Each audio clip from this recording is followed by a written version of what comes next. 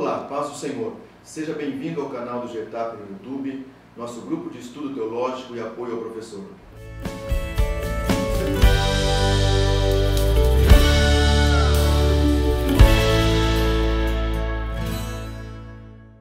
Eu sou o pastor Moisés Liba, aqui está o presbítero Evandro Ribeiro, e nós estamos estudando o segundo trimestre das lições da Escola Bíblica Dominical da revista da CPAD. O título da nossa revista é A Maravilhosa Graça, e nós estamos estudando hoje a lição de número 5, que trata a maravilhosa graça também. O texto áureo dessa lição, ele nos diz assim: porque o pecado não terá domínio sobre vós, pois não estáis debaixo da lei, mas debaixo da graça. Está em Romanos, capítulo 6, e o versículo de número 14. O que nós entendemos aqui nesse texto áureo é que a graça comum, um favor imerecido, mas nós entendemos também que é um atributo da essência de Deus. Então a graça, ela é também um dom sobrenatural concedido por Deus ao homem como meio da salvação. O texto áureo, ele vem nos falar também que o pecado não dominará a sua vida, quer dizer, as decisões éticas e morais, porque não estamos sujeitos à lei mosaica como os judeus do Antigo Testamento, pois o crente vive aos cuidados paternos e poderosos de Deus, que agora habita em seu corpo na pessoa do Espírito Santo. Nós vamos ver na verdade prática que nos diz assim: Cristo é a graça divina manifestada em forma humana. A verdade prática nos traduz o seguinte, que Cristo é o amor de Deus encarnado. Nesta lição, nós vamos estar estudando Romanos, capítulo de número 6, do versículo 1 ao versículo 12. Essa é a leitura bíblica em classe. Na introdução do comentário, nós vamos verificar que a prática do cristão, que passa agora a viver livre do domínio do pecado, através da graça justificadora de Deus, pela fé na morte vicária de Jesus Cristo. Então, a nossa vida agora, depois da justificação, ela não tem mais influência do pecado. Nós estamos livres, porquanto Jesus Cristo morreu na cruz do Calvário em nosso lugar. A sua morte vicária foi suficiente para nos livrar da morte do pecado e nos tornar livres em Jesus Cristo. O tópico de número 1, nós vamos estudar a respeito dos inimigos da graça, e ele vai falar a respeito do antinomismo e também do legalismo. É interessante nós observarmos, e você, caríssimo professor e professora, aluno que está nos ouvindo, nos assistindo nesta videoaula, que o comentarista, ele traz uma explicação, mas eu quero trazer algo mais para você a respeito do antinomismo. São duas palavras gregas unidas, anti, que quer dizer contra, e nomos, que é lei, significando dessa forma contra a lei ou contra o sistema da lei.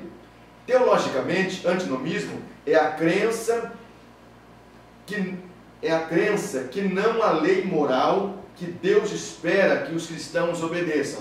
Retornando então para você entender melhor, teologicamente, antinomismo é a crença que não há leis morais que Deus espera que os cristãos obedeçam. Essa é uma grande inverdade, porque nós sabemos que a Bíblia traz leis morais, sim, que Deus em Cristo espera que nós obedeçamos. Paulo foi contrário a essa doutrina que encoraja o pecado e as pessoas que passam a pensar que se eu sou alvo desta graça de Deus, eu posso pecar à vontade. Então esta é uma grande inverdade, e o apóstolo Paulo vem dizer, de modo nenhum, quer dizer, Paulo não concorda com esta afirmativa de que quanto mais a pessoa pecar, mais ele vai estar dando oportunidade para Deus perdoar. O que Deus quer é que nós não pecamos. Essa que é a grande verdade. Essa é uma doutrina antibíblica, porque existe sim a lei moral, e está em João, capítulo 5, versículo 3, 1 de João 5 e 3, que está escrito assim: porque esse é o amor de Deus, que guardemos os seus mandamentos, e os seus mandamentos não são penosos. Em Mateus 22, 37 e 40, diz assim: amarás o Senhor teu Deus de todo o coração, e de toda a tua alma, e de todo o teu entendimento. Este é o primeiro grande mandamento. E o segundo, semelhante a este, é: amarás o teu próximo como a ti mesmo. E depois destes dois mandamentos dependem a lei e os profetas. Estamos sim sob a lei de Cristo, a lei do amor. O antinomismo, ele é contrário a tudo que a Bíblia ensina. Deus espera que nós vivamos uma vida de moralidade, amor e integridade. Nós vemos também que existiu e existe ainda o antinomismo arminiano. Era ensinado que não se havia necessidade de se estudar os estudos teológicos. Isso no início do século XX, a Igreja Evangélica Assembleia de Deus mesmo, vivenciou-se isso. As pessoas ensinavam e comentavam que não era necessário estudos teológicos ou leituras a não ser a Bíblia Sagrada, e isso também é uma forma de antinomismo. Outra forma de antinomismo nós vemos no calvinismo, que a salvação em Cristo é a não necessidade da salvação progressiva. O que nós entendemos? Que eles estavam ensinando também o antinomismo quando ensinam e ensinavam que não existe necessidade de uma santificação progressiva, porque uma vez salvo em Cristo, salvo para sempre. Nós indo para o segundo tópico desta lição, nós vamos ver sobre o legalismo judeu. É interessante você, querido professor, observar que Paulo vai explicar que o crente em Cristo não está livre das suas responsabilidades em relação à verdade e à justiça, nem tampouco da autoridade moral dos mandamentos de Deus. Por esta razão, não se pode utilizar a graça como um álibi para se cometer pecados. Então eu falei para você a respeito do antinomismo e a respeito também do legalismo dentro do primeiro tópico desta lição. É interessante que você leve esse assunto à sua classe de escola bíblica dominical, porque com certeza os seus alunos ficarão atentos, isso chamará muito a atenção dos seus alunos. O tópico de número 3, ele vai nos falar a respeito da vitória da graça. Ele fala que a graça liberta, que a graça santifica, mas esta mesma graça, ela faz exigências. E muitas pessoas não conseguem entender que a graça, ela também faz exigências. Quer dizer, não é somente bênçãos como nós estudamos na lição passada. Existe sim uma exigência que essa graça faz para cada um de nós que fomos libertos através da morte vicária de Jesus Cristo ali na cruz do Calvário. Pastor Moisés, só voltando um pouquinho no antinomismo, você vê que Paulo ele tem a preocupação de passar para os seus leitores que não era aquilo que estava acontecendo com ele, né? Nós vemos no capítulo 5 de Romanos e o verso 20, nesse seu argumento, que diz assim, veio porém a lei para que a ofensa abundasse, mas onde o pecado abundou, superabundou a graça. Isso daí, ele teve a percepção de achar que os seus leitores podiam achar que ele era antinomista. E o que acontece? E aí ele vai dizer que não, eu não concordo, eu não aceito, ou seja, eu não confirmo. Ele quer dizer o quê? Que a graça não serviria de desculpa para o pecado. Com certeza. O apóstolo Paulo, ele tanto fica preocupado com essa questão, viu, Evandro, que ele se antecipa e já vai em defesa contra os judeus legalistas, que eles estavam realmente pressionando Paulo com essa questão. A questão que o judeu legalista, eles estavam querendo ver uma brecha para viver a libertinagem, o que não é difícil, nós entendemos que é o que acontece também muitas vezes no dia de hoje. E nos dias de hoje estão pregando esse, vamos dizer, o falso evangelho, que você não precisa da lei, que você já está salvo e já está tudo bem. Esses dias, abrindo um parênteses, eu vi uma reportagem num canal de TV fechada, que um dos seguidores de uma seita, ele estava falando para a repórter assim, não existe pecado no mundo. Não existe pecado no mundo porque Jesus já morreu na cruz, então Nós não precisamos mais. O pecado não existe. Quando Jesus ele morreu na cruz e foi sacrificado, agora nós estamos livres. Não precisamos mais, não temos mais pecado. Isso eu vi num canal de TV aberto, fechada. Mas eu não posso dizer qual era essa seita. Mas estão pregando muitos e aqueles que não têm compromisso. Existe uma questão hoje de que a pessoa procura facilidade.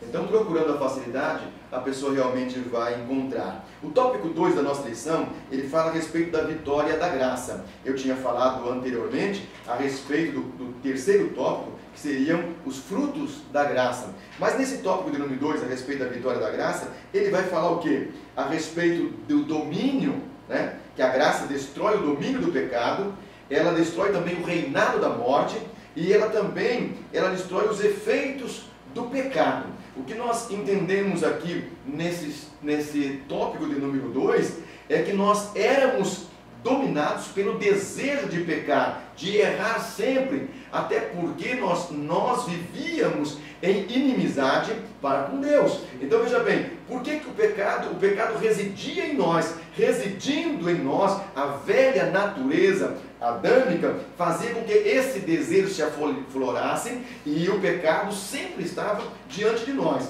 Nós vemos que a graça ela vem e ela tira o pecado do trono na nossa vida, quer dizer, destrona o pecado que estava mandando nos nossos desejos e fazendo com que nós sempre estivéssemos com um desejo de pecar. Isso tudo através da morte vicária de Cristo na cruz do Calvário. Com a sua ressurreição, viu, Evandro? A ressurreição de Jesus Cristo, evidentemente, ele vem e destrói o poder da morte física e nos traz a reconciliação com Deus e assim ficamos livres da morte espiritual. Então, vencido estão então o domínio do reinado, os seus efeitos do pecado em nossas vidas por Jesus Cristo. Aí nós começamos a ler e a estudar e a entender, e nós vemos que para muitas pessoas essa condição parece não existir, porque o pecado parece ainda dominar na vida deles, irmão. E você vê que João mesmo disse, capítulo 8, verso 32, conhecereis a verdade, e a verdade vos libertará. E agora, aqueles que aceitaram, mas é aquele negócio, né? Não quer aceitar, ou alguns que aceitaram o Salvador, mas não o Senhor. Com certeza. E nós temos a liberdade, agora nós temos a liberdade, nós somos libertos agora da natureza adâmica. O que mais nós vemos hoje são pessoas que estão buscando, eu volto a repetir e a frisar, a questão da facilidade. Ter um Senhor que domine a nossa vida, muitas pessoas não querem. Elas querem um Salvador que venha resolver os seus problemas, curar as enfermidades, e o que nós vamos falar sempre o quê? É sobre bênção, bênção e bênção. Mas servir a Deus com integridade, com responsabilidade, muitas pessoas não querem. Querem mais é buscar lá numa casa de oração, lá numa denominação, lá numa igreja, buscar o quê? A resposta, buscar a bênção. Mas Deus tem bênção para nos dar, mas Ele cobra também de nós responsabilidade de servi-lo com integridade de coração e de alma. E hoje em dia está desse jeito.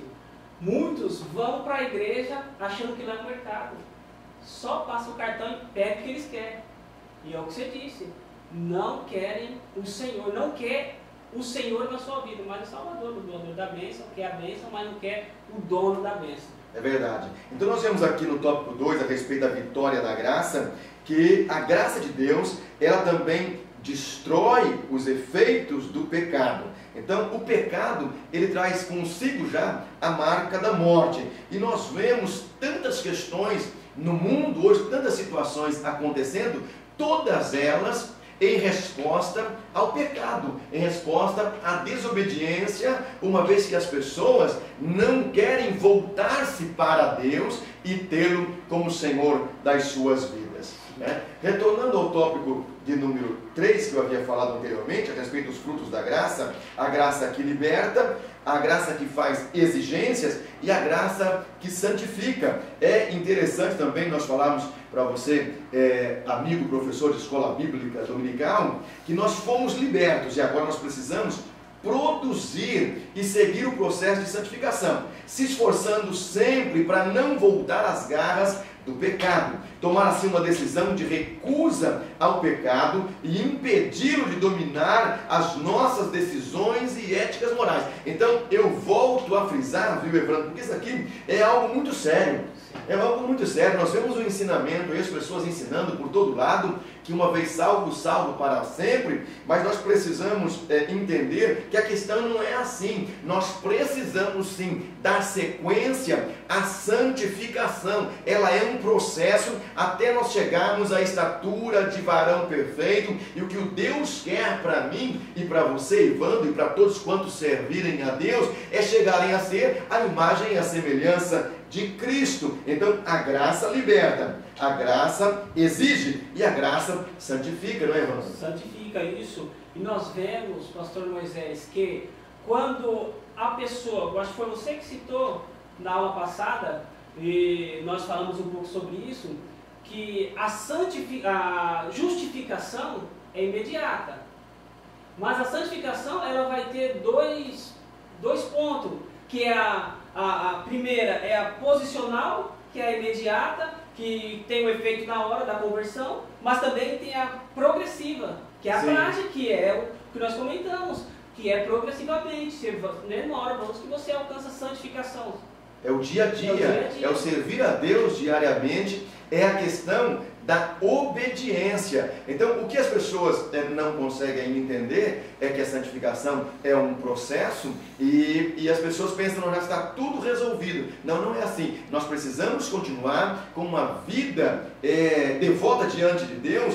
Todo cristão devoto a Deus, ele vai produzir santidade em sua vida. E ele vai demonstrar através das suas atitudes diárias evidências dessa justificação. Uma pessoa que não demonstra que está sendo santificada, Evandro, em seus pensamentos e atitudes, ela precisa avaliar se realmente algum dia em sua vida houve um sincero arrependimento. E nós vemos isso dentro da igreja. Muitas pessoas estão ali no oba-oba e arrependimento sincero, verdadeiro, não houve ainda. Aquela vida não houve transformação, não houve regeneração. Ela está andando junto com a multidão, ela está indo junto com a multidão. Sempre no fluxo. E no fluxo, exatamente, junto com o povo que está caminhando, assim como muitos andavam com Jesus Cristo, atrás da bênção, atrás do pão, atrás de uma palavra boa e tal. E nós falamos na lição passada que existe hoje também aquelas pessoas que vão na igreja para se sentir bem. E eles dizem, eu vou na igreja, lá é muito bom, eu me sinto bem. Então, professor, faça essa distinção de ser um cristão autêntico e de ser um cristão que está só andando junto com o povo, ali seguindo o fluxo e achando, não, eu vou lá na igreja porque eu me sinto bem, mas continua nas velhas práticas do homem velho, lá do Adão. Quer dizer, nada mudou na sua vida. Isso nós vemos com muita facilidade, viu, Evandro? Continua do mesmo jeito. Eu vejo, pastor Moisés, que nós temos uma das bênçãos melhores que nós precisamos, que é a graça em nossas vidas. E quando Paulo orou e pediu a Deus, Deus falou o que para ele? A minha graça te basta. E muitas das vezes nós não queremos estar debaixo desta graça. Ou muitas das vezes nós não achamos quão é importante esta graça. Eu quero deixar, pastor Moisés, um versículo em Gálatas 6:22, que diz assim, ó: mas agora que vocês foram libertos do pecado e se tornaram escravos de Deus, o fruto colhem leva à santidade, e o seu fim é a vida eterna. Hoje, com a graça, hoje nós somos libertos. E o que é ser liberto? É você ter o poder da escolha. Com certeza. É você ter o poder da escolha. Ó, você está liberto, você não é mais escravo do inimigo, você não é escravo mais do diabo. Agora você está livre, mas você tem o poder de escolher se você quer voltar para lá ou não. E é o que muitos dos irmãos, que muitas das pessoas, vamos dizer assim, está dentro da igreja, mas voltaram de novo a ser escravo de alguma coisa de Satanás. E seguindo dentro da igreja, e se dizendo cristão, se dizendo salvo, mas ainda com as mesmas práticas do velho homem, lá do velho Adão, e trazendo desta forma escândalos para a igreja, para o evangelho de Jesus Cristo. Partindo do evangelho, a questão do evangelho, Evandro, partindo para essa questão do evangelho de Jesus Cristo, que é um evangelho que ele traz mudança na vida, ele traz transformação. E o que nós vemos muitas vezes hoje é um evangelho que não exige nada, mas o evangelho, ele também exige. Partindo para a conclusão desta lição, que nós estamos aqui na lição de número 5, falando sobre a maravilhosa graça, um tema assim extraordinário, um tema muito lindo e muito profundo também, nós entendemos nessa lição que Cristo morreu para nos dar a oportunidade de reconciliação com Deus, porque nós estávamos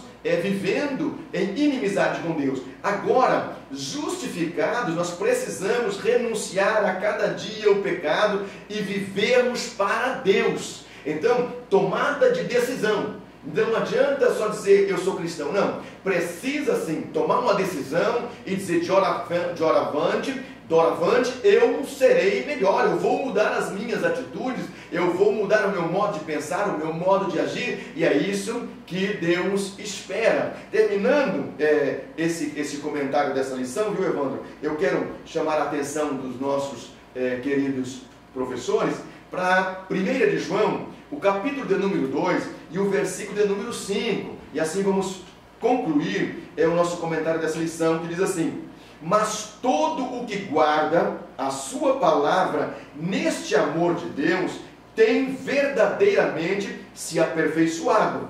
E desta forma sabemos que estamos nele. Então, é guardar a palavra de Deus. Não basta somente a justificação, viu, Evandro? Não. A sequência, guardando a palavra de Deus, renunciando todo dia o pecado, não permitindo que o pecado volte a dominar a nossa vida. Porque se a gente abrir uma brecha, o pecado volta. Não tem jeito. E é aquilo, prosseguir e conhecer. Porque quanto mais você conhece a Deus, mais você vai andando para frente. Você vai indo na contramão.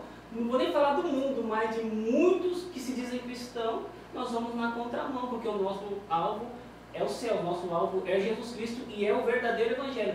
E hoje, nos nossos dias, tem muitos antinomismo, muito legalista nos nossos dias. Com certeza, essa é uma grande verdade e nós precisamos ter cuidado para não entrarmos também nesse bojo aí e acharmos que está tudo certo, que está tudo bem e de repente nós estamos indo contra o Evangelho. Assim nós terminamos o comentário desta lição, esperando poder te ajudar com esses recursos que nós temos aqui passado, convidando você a voltar a estar conosco na próxima semana, quando traremos aqui mais subsídios da lição da Escola Bíblica Dominical da CPAD, para que você, professor, possa utilizar na sua aula de escola dominical. Que Deus te abençoe. Muito bem, terminamos mais um comentário da lição da Escola Bíblica Dominical, da nossa revista da CPAD. E eu convido a você a inscrever-se no nosso canal, deixe lá o seu joinha, compartilhe nos seus grupos, com seus amigos, para que mais pessoas possam conhecer esse trabalho e que a bênção de Deus seja sobre a sua vida. Eu agradeço a você para estar conosco, convidando, esteja conosco na próxima semana, com certeza teremos mais subsídios que irão auxiliá-lo na sua ministração da Escola Bíblica Dominical. Deus te abençoe.